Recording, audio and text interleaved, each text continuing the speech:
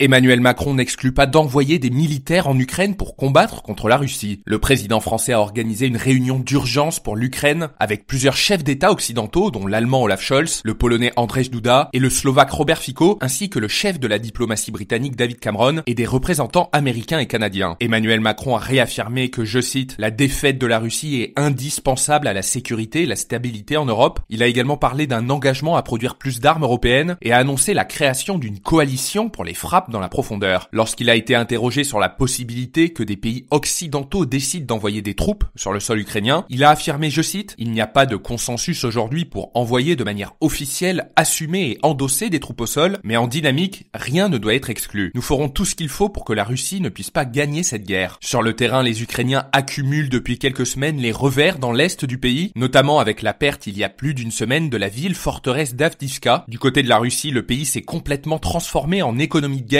Ses alliés comme la Biélorussie accueillent les bases d'entraînement russes, l'Iran fournit des drones, la Corée du Nord des obus, la Chine des camions et des composants électroniques. Le Kremlin a investi 106 milliards d'euros dans le secteur militaire. C'est une hausse de 70% en un an, une multiplication par 3 en 3 ans. C'est 6% de son PIB. La course à l'armement est complètement lancée et sans l'aide des Occidentaux, l'Ukraine est sans aucun doute condamnée dans ce conflit. Et notez que ce podcast est soutenu par Quorum l'épargne.